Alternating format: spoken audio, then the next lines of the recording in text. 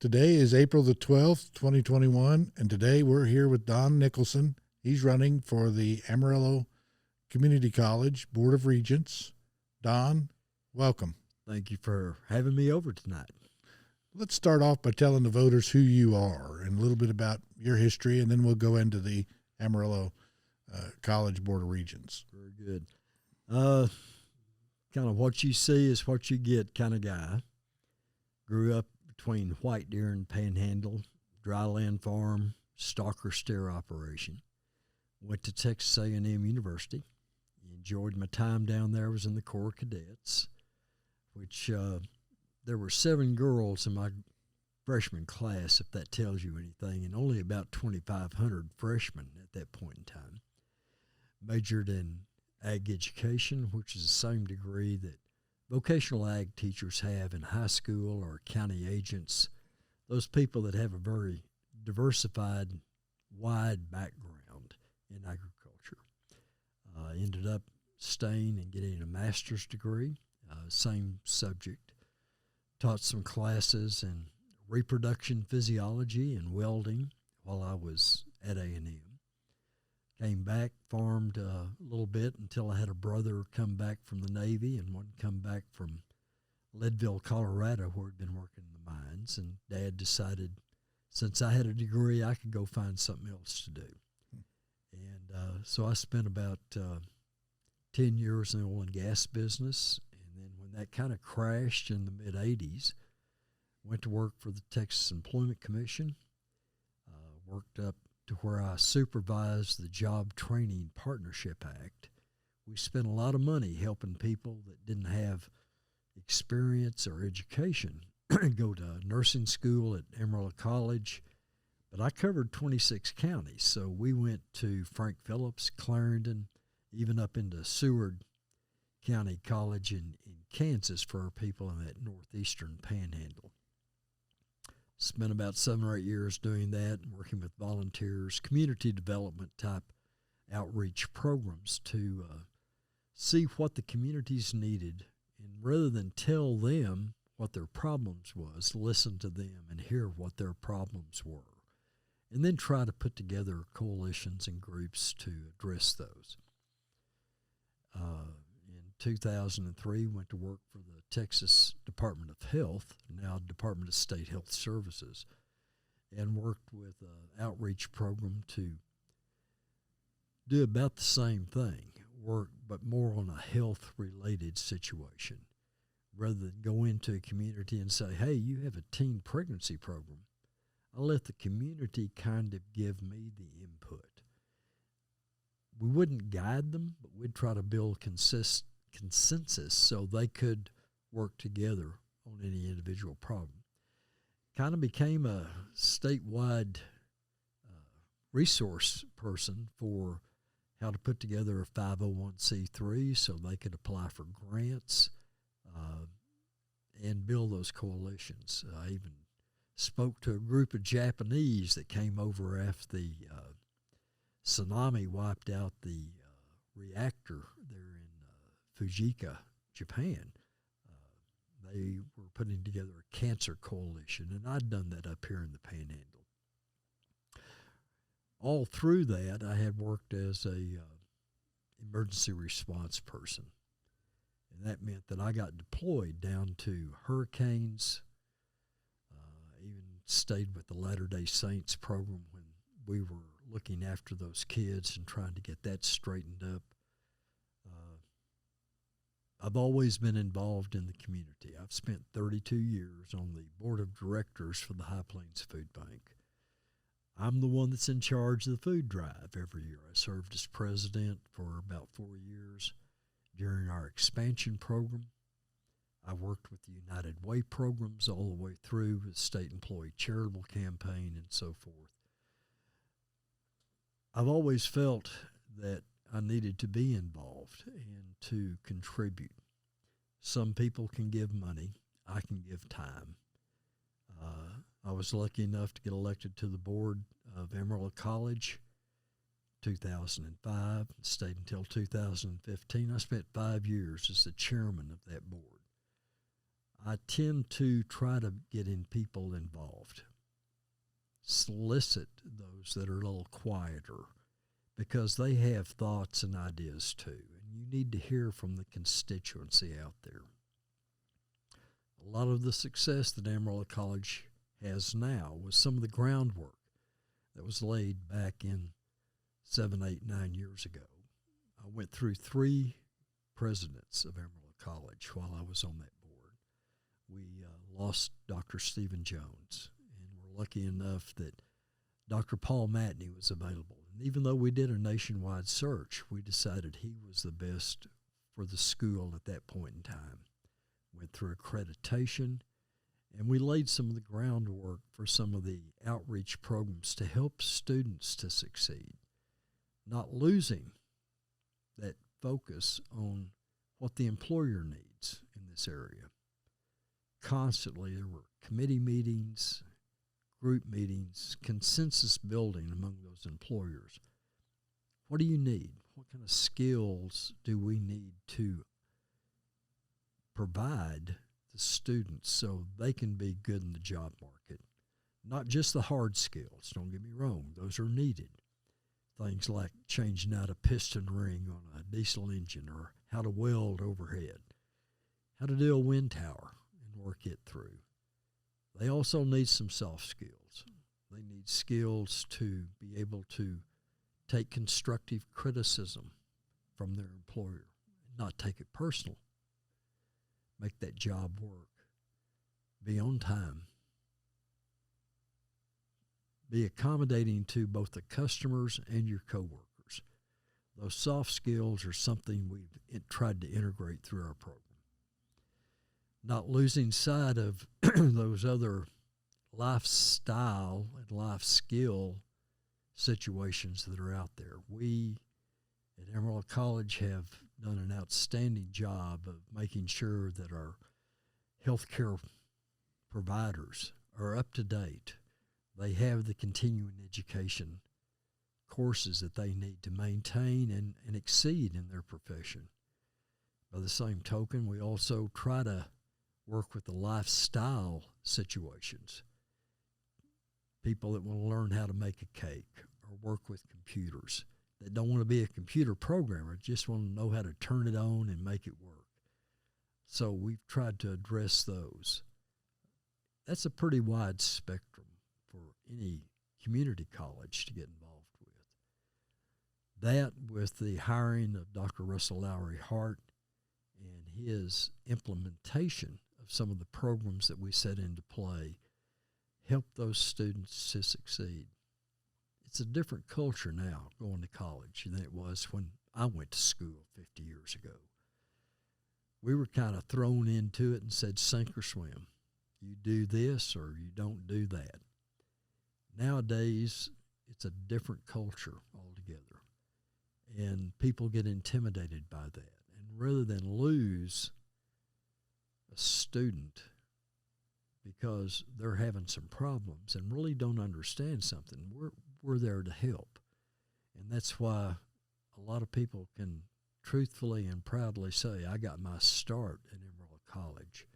And if you scratch one of those people, get down underneath the skin, you'll find out they appreciated the help and assistance beyond just the instruction that Amarillo College is able to provide. Like I say, I'm involved in the community. The community for me is not just Amarillo. It's our outlying areas. I cover 41 counties in my job. I deal with the county judges on a day-to-day basis.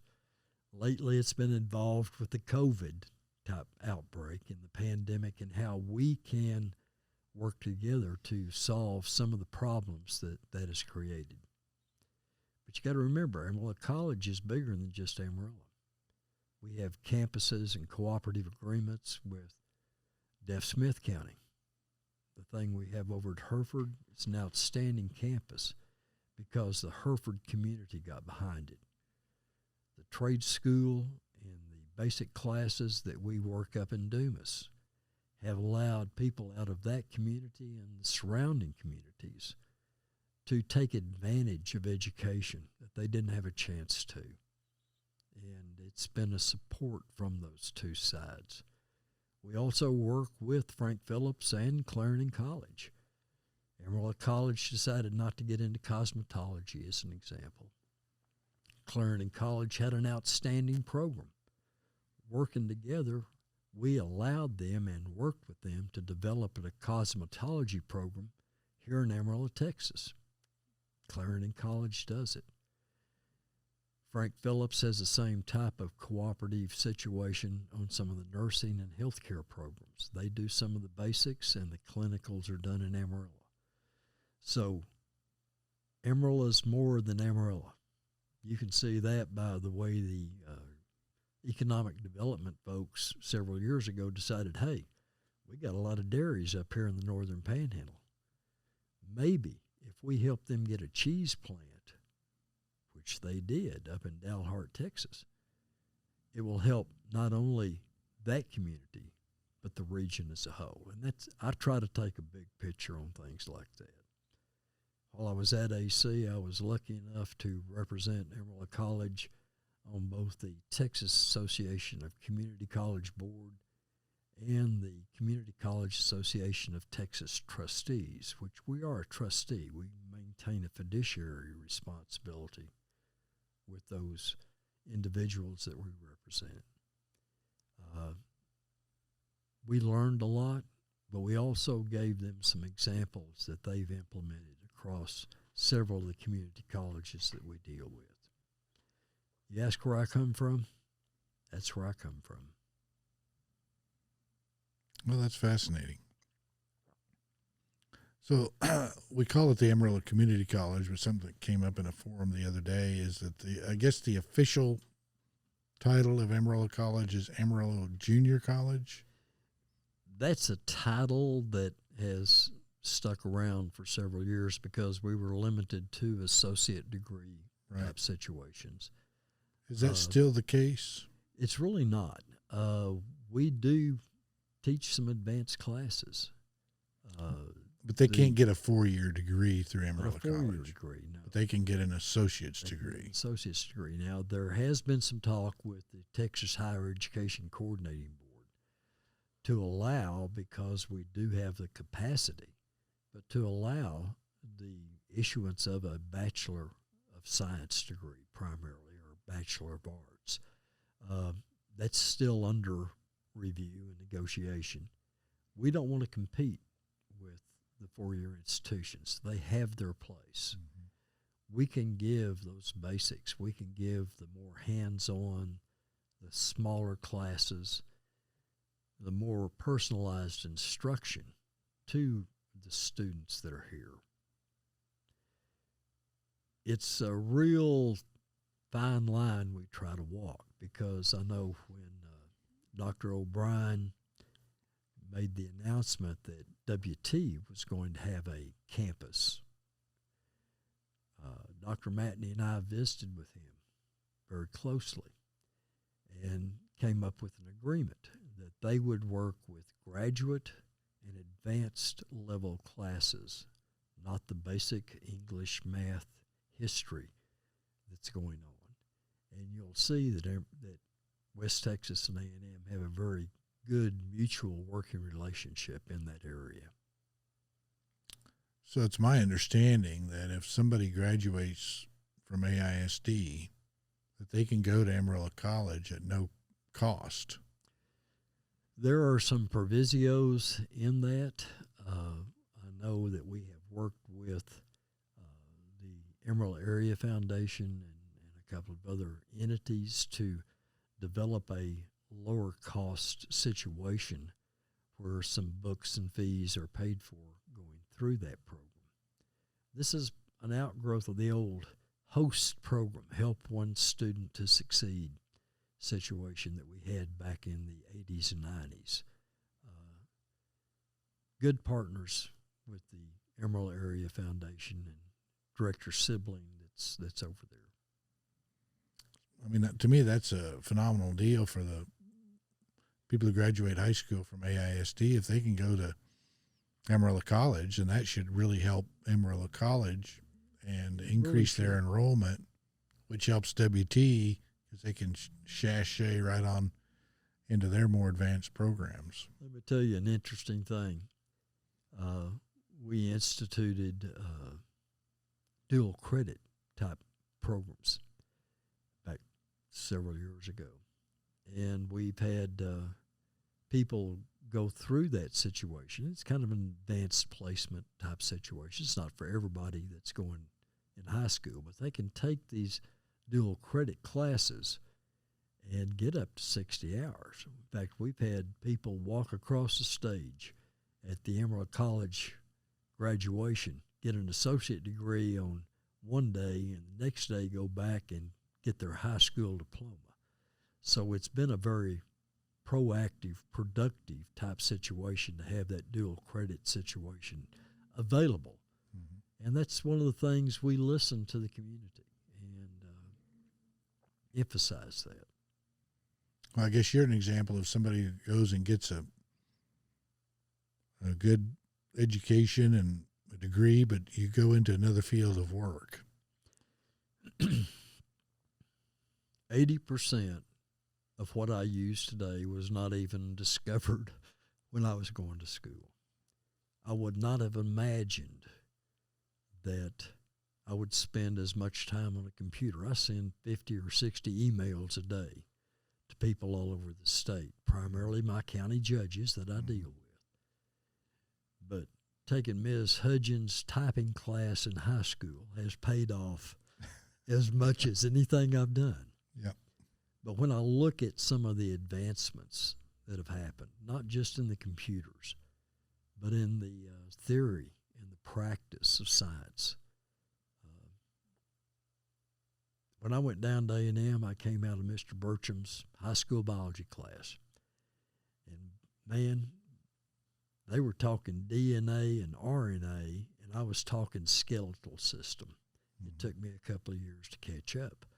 Had I gone to a community college, to a junior college, and had that little buffer, I think I would have probably not had that scholastic probation I had for a couple of years before I switched over and got into a distinguished student. Mm-hmm. Now, it makes sense. I mean, to me, it's a real asset that we have here that people take for granted. It is. And you remember, college doesn't indicate that you've got a lot of intelligence. It's a more of a reflection of knowledge and the application of that knowledge. It's that you've had the ability to get involved with something and stay with something. Mm-hmm. I was lucky enough that I was able to get my bachelor's degree within a 4-year time frame. And even then, I took a semester off. I took off in 1970 between my sophomore and junior year and went to Thailand as an exchange delegate from the International Farm Youth Exchange that 4-H puts on. I did a lot of growing up in that 6 months that I was overseas. Found out that people may sit on the table instead of at the table for their meal, but they have a common desire to learn, a common desire to exhibit and to be friendly. I think that applies across the board. I don't care what race, religion, or national origin you are. Human nature is across all races and countries, and we're all just people. It is, and I think just different cultures. Different cultures, different backgrounds, different environments that we've grown up in.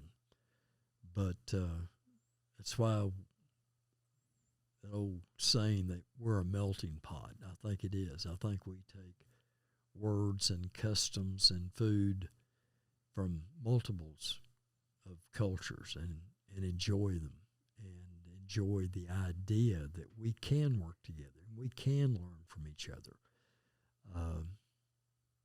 I like Thai food about as good as anything going next to a good taco or enchilada. And of course, that takes a little bit lower space than a good steak every once in a while. Yeah, got to have that steak. If you're in the Panhandle. That's my background. Yeah. So did you run again in 2015, or did you just take a? I did, and like this time around, I'm not. I'm running a low profile campaign. I have not accepted money from any of the sponsoring entities that are out there. I don't know who has. You don't see a lot of yard signs with "Re-elect Don Nicholson" out there. People that know me know that I'm involved. I will represent them, and I'm available to talk and listen to their concerns or their ideas on how to make not just Amarillo College, but the community better overall. Is there anything in particular that you see that Amarillo College needs to work on from a governing board standpoint? I would like to see some review and expansion of some of our programs. I think we have the opportunity to continue listening to the employers and the community and to see what kind of hard skills the employers need and what kind of soft skills make a good community involved student that's going to be a voting, tax-paying citizen someday. That's one thing I don't think we need to jump up here and do a lot of taxing type situations. I think we can adjust the budget. I think Dan Hinkie the other day said right sizing, and that's exactly what we've done. We faced budget shortfalls before across the state. Oil and gas being down, people not working, retail sales being down. It's going to be hard pressed to get our legislatures to put much more money into something when they don't have enough to pass around. But I do know that visiting with the legislators we have here, from Mr. Seliger to King over in Canadian, they recognize the value, the added value, if you will, that the community junior college system puts into the community as a whole.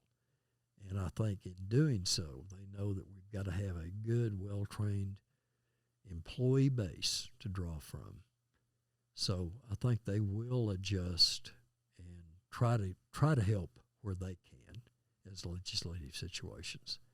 The other thing is to go after the grants, and Amarillo College has been outstanding in trying to get grants that will address those issues and those shortfalls. Several years ago, I know we started the sonography program where they use the ultrasound, one of the first ones in the state at the undergraduate level. And we were able to get a couple of grants to help kick that up off the ground. And now it's up there among the outstanding programs that we have. So from a taxing standpoint, that's kind of where I come from. From a policy standpoint, I think we need to continue to look at how to get more people involved in the community college. And like I say, it may not necessarily be taking a science or an English or a math course. It may be on how to square dance. Personally, I've taken several courses. I took some in accounting because I did not have that on the college level. Mm-hmm. I took some in statistics because I wanted to be able to look at not just the end point that somebody else gave me, but take the raw numbers to that point. I've even taken the motorcycle operators class. I ride a Harley Davidson, and I enjoy it. And that weekend class that I took has made me a safer rider. Mm-hmm. And I feel good about that. So I think we have the ability and the opportunity to address multiple areas with our community college base that we're working with. this first responder thing we're kicking off, we've always taught a little hazmat, EMT, some of those things, firefighting academy. We've worked with that, law enforcement academy. But now to get into what they call the National Incident Management Service protocols for the incident command structure that they're going to be teaching. Truly a step up to allow some of our people to do kind of what I've been doing. Get deployed down to a hurricane, know what you're talking about, be able to identify problem areas, be able to work with inside a structure that other people recognize and work in. And that's what we're going to be able to do with this new emergency management program that we're working with. Well, that's fantastic. Well, do you have a website or anything if the voters want to get a hold of you? If they need to get hold of me, I'm on Facebook. My phone number is 676-1512. My email is donnicholsontx@yahoo. I welcome anybody that wants to ask a question, get more information about what I do or what I think about. Like I say, it's a low-profile type campaign. I'm not going to be out here shouting at the hilltops, but I do want to address people's thirst for knowledge. And if they want to know about me, I'm pretty honest in the way I talk and the way I convey that information. Transparency is important. I look for win-win situations. If one side's gaining an advantage, there's not equity there. And I believe in having equity, open communication. So what does the word equity mean? Balanced, where one side does not take an advantage over the other. So does it mean equal? You're always going to have some people that have a little bit more than what other people have in any situation. I'm a firm believer in some of our constitutional outlines where we talk about all men are created equal. That doesn't necessarily mean an equal outcome. Right. It means equal opportunity. They shouldn't be held down because of race, religion, national origin, color of skin, whatever. They shouldn't be held back from that. But by the same token, you shouldn't give advantage to somebody just because they are one of those class situations. Yeah, because without having competency, equity is not, or diversity is not a good thing. Diversity implies that you want to have a balance out in the communities, in the workplace, in the corporate world, in the government. And I think that you look for the best person for the job. Well, I think a lot of the voters, the equity is a new term that's popped up. It is. And I think a lot of people read that as reverse discrimination or a form of discrimination where you're using race to really discriminate, for lack of a better term. It has shown itself to be that way.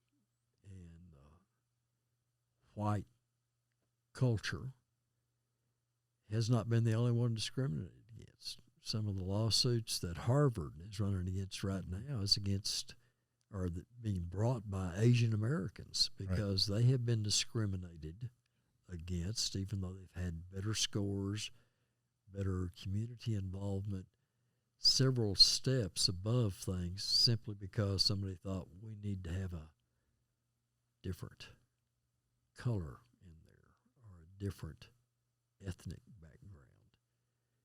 I think we need to have opportunity across the board. Yeah, we should treat everybody the same. That's, to me, that's created equal. To me, that's all there is to it. It is. I mean, if you do better on a test, you're in. Yeah. Doesn't matter what color. I think they ought to take race out of the census. Why do we need to know? Well, census I just don't and think it birth matters. certificates and the whole 9 yards. Yeah. Americans are Americans. That's it. And I'm not trying to promote one over the other. Never have, never will. I've got friends from across every spectrum you can imagine, socioeconomic, cultural, whatever. I listen to them. I listen to their concerns. And at the end of the day, we're still friends. You don't want to ever balance it because there's always going to be winners and losers. And I hate the idea of participation trophies. Mm-hmm.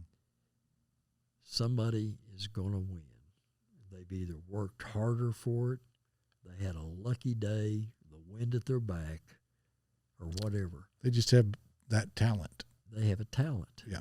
And some people develop it, and they spend hours and years getting to that point where they can perform.